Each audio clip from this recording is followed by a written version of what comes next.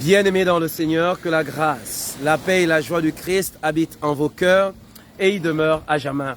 Rendons grâce au Seigneur, qui renouvelle en chacun d'entre nous son souffle de vie. Bénissons-le en ce 19e dimanche du temps ordinaire de l'année liturgique C.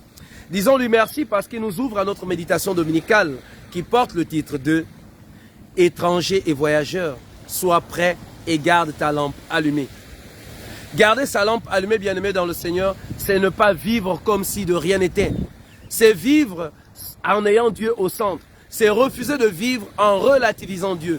C'est refuser de vivre en disant, comme nous entendons certaines personnes le dire, je fais ce que je veux de ma vie, je vis comme je veux, etc. Non, mon frère, parce que ta vie ne t'appartient pas.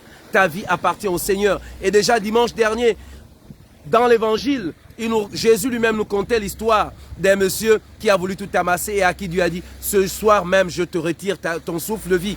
Et donc, nous ne pouvons pas vivre en mettant Dieu de côté. Nous ne devons pas vivre en relativisant Dieu. Non, bien-aimés dans le Seigneur. Beaucoup pourraient se dire « Ben moi, je ne suis pas étranger parce que je suis sur mes terres. Je n'ai pas l'intention de voyager. Je suis là. » Non, nous tous, nous sommes appelés à être citoyens du ciel. Et comme citoyens du ciel, la terre n'est pas notre demeure éternelle. Nous sommes invités à aller vers le Seigneur. Nous sommes invités à écouter les promesses de Dieu. C'est d'ailleurs parce que les Hébreux ont écouté la promesse de Dieu, c'est dans la première lecture tirée du livre de la sagesse, qu'ils n'ont pas été pris à l'improviste. Et toi, mon frère, et toi, ma soeur, si tu n'écoutes pas les promesses de Dieu, tu risques d'être pris à l'improviste. Non, mon frère, ma soeur, tu as besoin d'être prêt, de vivre en te disant, aujourd'hui même, le Seigneur peut retirer son souffle de vie. Aujourd'hui même, le Seigneur peut venir te chercher. Alors sois prudent et vis dans l'amour selon le cœur de Dieu. Parce qu'aujourd'hui, les textes nous invitent à vivre dans la foi et l'amour. Et tu pourrais me demander, mais qu'est-ce que la foi ? Saint Paul, dans la deuxième lecture, tirée de la lettre aux Hébreux, te fait comprendre que la foi, c'est la possession de ce que l'on espère et la connaissance des réalités que l'on ne voit pas. Oui, tu as besoin de cette foi-là, ferme, comme Abraham, pour marcher avec le Seigneur vers la terre promise. Non pas que nous attendons un lieu précis, non.